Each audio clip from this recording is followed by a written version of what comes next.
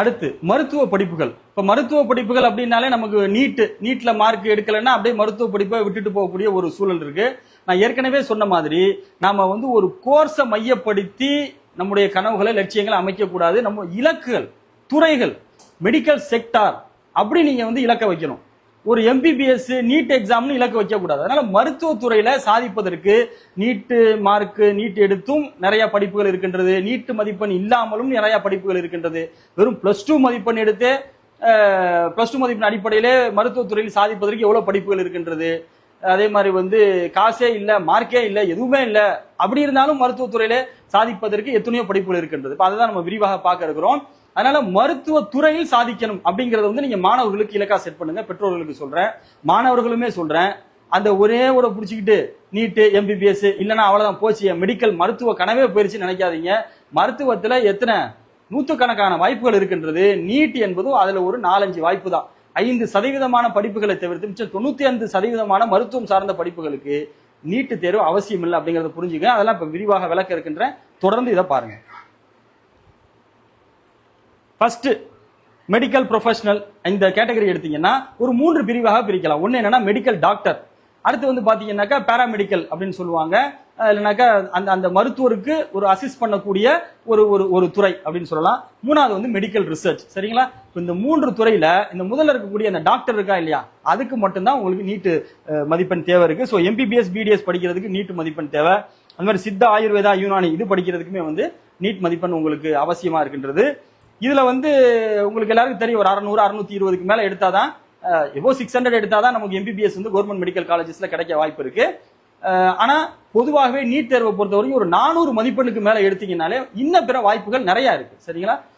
வந்து சித்தா, ஆயுர்வேதா, யூனானின்னு சொல்லலாம். இன்னும் நிறைய வாய்ப்புகள் வந்து ஆல் இண்டியா கவுன்சிலிங் மூலியமாக 400க்கு மேல மதிப்பெண் எடுப்பவர்களுக்கு நிறைய வாய்ப்புகள் இருக்கு. அதனால நீட்டை பொறுத்த வரைக்கும் ஒரு 400 450 மார்க்குக்கு மேல எடுத்தீங்கன்னாலே ஏதாவது ஒரு வாய்ப்பை பயன்படுத்தலாம். எம்பிபிஎஸ் கிடைக்காது, பட் அதை தவிர்த்து இன்னும் பிற வாய்ப்புகளை நீங்க வந்து பார்க்கலாம். ஸோ நீட்டை பொறுத்த வரைக்கும் எம்பிபிஎஸ் பிடிஎஸ் அப்படிங்கிறதுக்கு அது தேவை இருக்கு. 600 மார்க்கு மேல எடுக்கணும். இப்ப நம்ம முக்கியமா கவனிச்சு பார்க்க வேண்டியது, நீட் மதிப்பெண் இல்ல, நான் நீட்டை எழுதல, நீட் எழுதுற ஐடியாவே எனக்கு இல்ல, வெறும் +2ல தான் நான் மதிப்பெண் எடுத்திருக்கிறேன். இந்த மதிப்பெண்ணை வைத்துக்கொண்டு என்னென்ன மாதிரியான அட்மிஷன்லாம் வந்து மருத்துவம் சார்ந்த துறைகள்ல இருக்கு அப்படிங்கறத பார்ப்போம். முதல்ல பாத்தீங்கன்னா கால்நடை மருத்துவம் வெட்டினரி அப்படிம்பாங்க.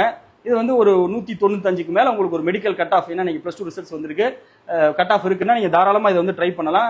கால்நடை மருத்துவம் மட்டுமல்ல, அது சார்ந்து இன்னும் சில படிப்புகளும் இருக்கு, நம்ம அடுத்தடுத்த ஸ்லைட்ல பார்ப்போம்.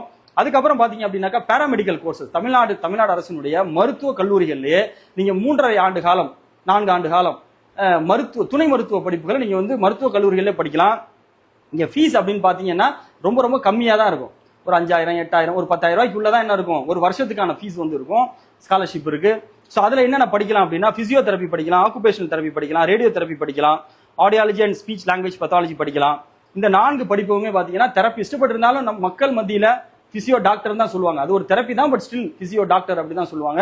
இல்ல நல்ல ஒரு மதிப்பு மிக்க படிப்பு தான். நீங்க நல்ல பொதுவாகவே இந்த கவுன்சிலிங்கை பொறுத்த வரைக்கும் 180க்கு மேல, இல்ல ஒரு 170க்கு மேல கூட வச்சுக்காங்களேன், ஒரு மெடிக்கல் கட் ஆஃப் வந்து 170க்கு மேல இருக்குனாலே இது சார்ந்த பேராமெடிக்கல் கவுன்சிலிங் அட்டெம்ப்ட் பண்ணலாம். மருத்துவ கல்லூரிகள்ல ஏதாவது ஒரு பாடப்பிரிவு கிடைக்க வாய்ப்பு இருக்குது. பட் இதெல்லாம் கொஞ்சம் டாப்ல இருக்கக்கூடியது. ஸோ இதெல்லாம் ஒரு 190 195க்கு மேல உங்களுக்கு மெடிக்கல் கட் ஆஃப் இருக்கும் பொழுது அரசு மருத்துவ கல்லூரிகள்ல இந்த படிப்புகள் உங்களுக்கு கிடைக்கும். ஃபீஸ் வந்து ரொம்ப கம்மி தான். அதுக்கு அடுத்து அப்படின்னு பாத்தீங்கன்னா nursing, pharma, medical lab technology. So இந்த 3 கோர்ஸ், அதுக்கு அடுத்த செட்ல இருக்கிறது பாத்தீங்கன்னா இந்த 3 கோர்ஸ். இந்த 3 கோர்ஸுமே உங்களுக்கு கிடைக்குது அப்படின்னா கண்டிப்பாக எடுத்துக்கோங்க. இதுக்கு அப்புறம் அடுத்த செட்ல இருக்குது பேராமெடிக்கலை பொறுத்த வரைக்கும் ரேடியாலஜி இமேஜிங் டெக்னாலஜி இருக்கு, ஆப்டோமெட்ரி இந்த கண்ணாடி இருக்கா இல்லையா, அது சார்ந்த துறை சார்ந்த படிப்பு. அதே மாதிரி வந்து உங்களுக்கு கிளினிக்கல் நியூட்ரிஷன் இருக்கு, கிரிட்டிக்கல் கேர் டெக்னாலஜி இருக்கு, டயாலிசிஸ் டெக்னாலஜி இருக்கு, நியூரோ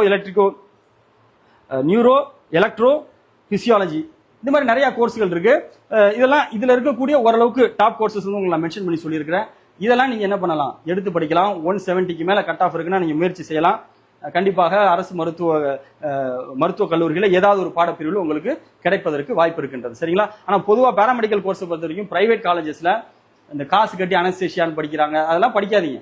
காசு தான் வீணா போது, படிச்சு முடிச்சுட்டு பசங்க சும்மா தான் இருக்கிறாங்க. அதனால வந்து பேராமெடிக்கல் எடுக்கும் பொழுது முடிஞ்ச வரைக்கும் மதிப்பெண் அடிப்படையில் அரசு கவுன்சிலிங்ல கவர்மெண்ட் மெடிக்கல் காலேஜஸ்ல எடுக்க பாருங்க. கிடைக்கல, காசு கட்டி தான் படிக்கிறீங்க அப்படின்னா இந்த நர்சிங், ஃபார்மா, எம்எல்டி அது ஒர்த்து. அதே மாதிரி வந்து physiotherapy, occupational therapy, radio therapy கூட சொல்லலாம். இதெல்லாம் ஆப்டோமெட்ரி, இதெல்லாமே ஓரளவுக்கு வந்து நீங்க ஓரளவுக்கு நல்ல கோர்ஸ் காசு கட்டி படிக்கிறதுன்னு முடிவெடுத்தீங்கன்னா.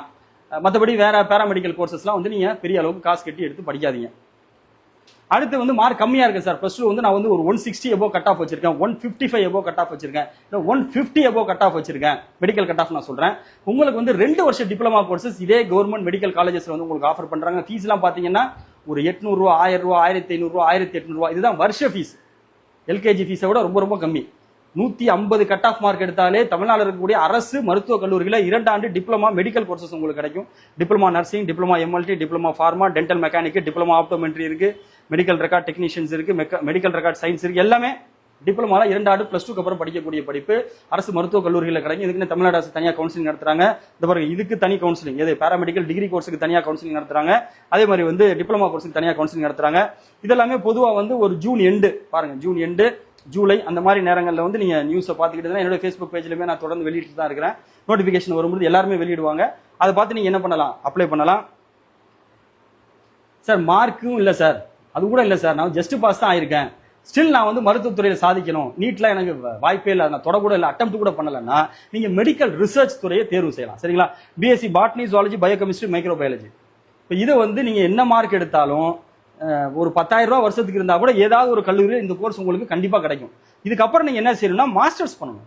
ரிசர்ச் அப்படின்னாலே உங்களுக்கு யூஜி, பிஜி, பிஹெச்டி. சரிங்களா? மைண்ட்ல வச்சுக்கோங்க. யூஜி, பிஜி, பிஹெச்டி, இல்ல யூஜி, பிஜி எக்ஸாம்ஸ். அது என்ன எக்ஸாம்ஸ் உங்களுக்கு அப்புறமா சொல்றேன்.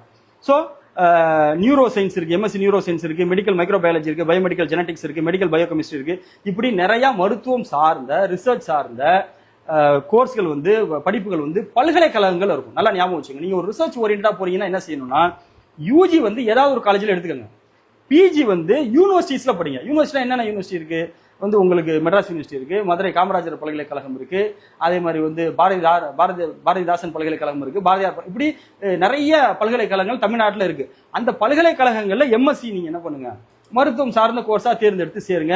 அதுக்கு வந்து சில இடங்கள்ல என்ட்ரன்ஸ் எக்ஸாம் வைப்பாங்க, சில இடங்கள் வந்து உங்களுடைய யூஜி பர்ஃபார்மன்ஸ் தான், நீங்க யூஜியில் எடுக்கக்கூடிய அந்த மதிப்பெண் அடிப்படையில் என்ன பண்ணுவாங்க, அட்மிஷன்ஸ் வந்து இருக்கு. தமிழ்நாடு அரசு அப்படிங்கிறதுலாம் நீங்க நினைக்கிற அளவுக்கு ரொம்ப கடினமாக இருக்காது, எளிதிலே வந்து உங்களால இப்படிப்பட்ட படிப்புகளை படிக்க முடியும். அதனால இது வந்து பாத்தீங்கன்னா இது ஒரு யூஜிக்கு 10,000, பிஜிக்கு ஒரு 20,000 ரூபாய் ஆகும், செலவாகும். மற்றபடி நீங்க அந்த பல்கலைக்கழகங்கள்ல படிக்கணும், அதை மைண்ட்ல வைங்க. யூஜி பிளஸ் பிஜிங்கிறது பல்கலைக்கழகத்தில் படிச்சீங்கன்னா நல்ல வாய்ப்புகள் எல்லாமே வந்து உங்களுக்கு இருக்கு. இதுக்கு அப்புறம் பாத்தீங்கன்னா நான் வெட்டினரி சொன்னாலே கால்நடை மருத்துவம், அதுல வந்து உங்களுக்கு கால்நடை மருத்துவ படிப்பு அப்படிங்கறதையும் தாண்டியுமே வந்து ஃபுட் டெக்னாலஜி கொடுக்குறாங்க. அதே மாதிரி வந்து கோழி வளர்ப்பு, அதே மாதிரி வந்து டைரி டெக்னாலஜி, இது சார்ந்த இன்ஜினியரிங் படிப்பு. டெக்னாலஜினா உங்களுக்கு 4 வருஷம் இன்ஜினியரிங் படிப்புமே வந்து ஆஃபர் பண்றாங்க. நான் ஏற்கனவே சொன்ன மாதிரி 180, 170க்கு மேல கட் ஆஃப் இருக்கவங்க முயற்சி செய்யலாம். பட் இதெல்லாம் இது ஏன்னா மொத்தமா 4 படிப்புகள் தான் இருக்கு. 190க்கு மேல கட் ஆஃப், 185க்கு மேல கட் ஆஃப் இருக்கும்போது முயற்சி செய்யலாம். கிடைக்கிறது இதெல்லாம் அரசு கல்லூரியில் நீங்க ஃபீஸ் பாத்தீங்கன்னா வருஷத்துக்கு 30,000 ரூபாய் தான் இருக்கும். சரிங்களா? நல்ல சிறந்த படிப்பு, நல்ல, ஏன்னா உங்களுக்கு வந்து சீட்ஸே பாத்தீங்கன்னா கம்மியா இருக்குங்கிறதுனால இது மேக்சிமம் படிச்சு முடிச்சா இந்த துறை சார்ந்த வேலைகளுக்கு போயிடலாம். எங்க திருப்பி சொல்றேன், அரசு கல்லூரிகள் படிப்பது. இந்த கல்லூரியுடைய பட்டியலோடு நான் உங்களுக்கு மென்ஷன் பண்ணியிருக்கேன். அடுத்து பாத்தீங்க அப்படின்னாக்கா மீன்வளத்துறை சார்ந்த படிப்புகள். இந்த மீன்வளத்துறை படிப்புகள் அப்படின்னு நீங்க பாத்தீங்க அப்படின்னாக்கா பிஎஃப்எஸ்சின்னு இருக்கு. இதுல பிடெக்ல ஃபிஷர் இன்ஜினியரிங் வந்து கொடுக்குறாங்க. Biotechnology, B Tech biotechnology. நல்லா ஞாபகம் வச்சுக்கோங்க, பியூர் சயின்ஸ் படிச்சவங்க இன்ஜினியரிங் படிக்கணும் அப்படின்னா அவங்களுக்கு இருக்கக்கூடிய 2 வாய்ப்புகள்ல இது ஒண்ணு என்ன, அவங்க வந்து பயோடெக்னாலஜி பியூர் சயின்ஸ் படிச்சவங்க, மேக்ஸே இல்லாதவங்க பயோடெக்னாலஜி 4 வருஷ படிப்பு என்ன பண்ணலாம், படிக்கலாம். மீன்வள பல்கலைக்கழகம் ஏறக்குறைய 11 பல்கலைக்கழகங்கள் இருக்கு, பல்கலைக்கழக கல்லூரிகள் இருக்கின்றது. அதே மாதிரி வந்து வேளாண் பல்கலைக்கழகம் இருக்குல்ல, இது சார்ந்து 15 காலேஜஸ் இருக்கு. இங்க இருக்கக்கூடிய பிடெக் பயோடெக்னாலஜி பியூர் சயின்ஸ் படிச்சவங்க கூட படிக்கலாம். அது ஒரு கூடுதல் தகவலா உங்களுக்கு சொல்லிக்கிறேன். ஏன்னா நீங்க கேள்விப்பட்டிருப்பீங்க, இந்த மாதிரி வந்து படிச்சா படிக்கலாங்கிறாங்க, எப்படி பியூர் சயின்ஸ் படிச்சவங்க எப்படி இன்ஜினியரிங் போறது அப்படிங்கறத. அதுக்கான கவுன்சிலிங் இதுதான். இப்ப இதுல பாத்தீங்கன்னாக்கா உங்களுக்கு இண்டஸ்ட்ரியல் ஃபிஷிங் டெக்னாலஜி இருக்கு, இண்டஸ்ட்ரியல் அக்வாகல்ச்சர் இருக்கு, இப்படி நிறைய படிப்புகள் வந்து ஆஃபர் பண்றாங்க. 170க்கு மேல கட் ஆஃப் இருக்கு அப்படின்னாக்கா நீங்க வந்து முயற்சி செய்யலாம். ஏறக்குறைய 11 கல்லூரிகள் இருக்கு, கன்னியாகுமரியில இருக்கு, பரவலாகவே இருக்கு, தமிழ்நாட்டுல நாகப்பட்டினத்துல இருக்கு, சென்னையில இருக்கு, இப்படி பரவலாக இருக்கின்றது. பொன்னேரியில இருக்கு, சென்னைக்கு அருகில தூத்துக்குடியில இருக்கு, சென்னையில மாதவரத்துல இருக்கு, அதே மாதிரி வந்து நிறைய சென்னையில 2-3 ஓஎம்ஆர்ல இருக்கு. இப்படி பல மாவட்டங்கள்ல இந்த கல்லூரிகள் இருக்கின்றது. இதை நீங்க தேர்வு செஞ்சு படிக்கலாம். அதே மாதிரி வேளாண் படிப்பு இந்த பாருங்க, திருப்பி சொல்றேன், இதெல்லாமே வந்து அரசு கல்லூரிகளில் படிக்க முயற்சி செய்யுங்க. இதெல்லாம் கவர்மெண்ட் காலேஜஸ், இதுல படிக்க முயற்சி பண்ணுங்க. 170 கட் ஆஃப்ங்கிறது இன்னைக்கு பிள்ளைகள் வந்து சர்வ சாதாரணமா எடுக்கிறாங்க. எஸ்பெஷலி இன்னைக்கு பாத்தீங்க அப்படின்னாக்கா எல்லாருடைய மார்க்குமே மிக அதிகமா இருக்கு, நான் பாத்துக்கிட்டே இருக்கேன். ஏறக்குறைய 550க்கு மேலதான் காலையில இருந்து பார்த்த எல்லா பெரும்பாலான மதிப்புகள் 550க்கு மேலதான் பெரும்பாலான மாணவிகள் எடுத்திருக்கிறாங்க. உண்மையாவே ஒரு பாராட்டத்தக்க ஒரு அம்சம் தான். அடுத்து வந்து பாத்தீங்க அப்படின்னா வேளாண் படிப்பு. வேளாண் படிப்புல பாருங்க, உங்களுக்கு ஹார்டிகல்ச்சர் இருக்கு, தோட்டக்கலைத்துறை இருக்கு, அதே மாதிரி ஃபாரஸ்ட்ரி இருக்கு, செரிகல்ச்சர் இருக்கு, பட்டுப்பூச்சி வளர்ப்பு, food and nutrition. Food and nutrition படிக்கணும்னா பிஎஸ்சி ஹானர்ஸ் 4 வருஷ படிப்பு இந்த 15 அரசு கல்லூரிகள்ல இருக்கு. இதுவே பாத்தீங்கன்னா பரவலா தேனியில இருக்கு, திருச்சியில இருக்கு, நிறைய கோயம்புத்தூர்ல நிறைய காலேஜஸ் இருக்கு, மதுரையில இருக்கு, உங்களுக்கு திருவண்ணாமலையில இருக்கு, புதுக்கோட்டையில இருக்கு, தஞ்சாவூர்ல இருக்கு. இப்படி பல இடங்கள்ல வந்து இந்த இந்த வேளாண் சார்ந்து பல்வேறு கல்வி நிறுவனங்கள், அதாவது 15 அரசு கல்லூரிகள் இருக்கு. இங்க வந்து நீங்க இந்த மாதிரியான படிப்புகளை படிக்கலாம். அக்ரி பிசினஸ் மேனேஜ்மெண்ட் இருக்கு, பிஎஸ்ல கொடுக்குறாங்க. பிடெக்ல வந்து பயோ இன்ஃபர்மேட்டிக்ஸ் கொடுக்குறாங்க, அக்ரிகல்ச்சர் இன்ஃபர்மேஷன் டெக்னாலஜி கொடுக்குறாங்க, பிடெக் ஃபுட் டெக்னாலஜி கொடுக்குறாங்க. இதெல்லாம் ரொம்ப ஒரு முக்கியமான கோர்ஸ். 170 மேல கட் ஆஃப் இருந்ததுன்னா தாராளமா இந்த கல்லூரிகள்லாம் உங்களுக்கு கிடைக்க வாய்ப்பு இருக்கின்றது. எனவே ஒரு நீட் அப்படின்னு இல்லாம மருத்துவம் சார்ந்த இது போன்ற படிப்புகளும் நீங்க என்ன பண்ணுங்க, கன்சிடர் பண்ணி நீங்க வந்து சேர்ந்து ஒரு சிறந்த உயர்ந்த இடத்தை அடைவதற்கு முயற்சி செய்யுங்க.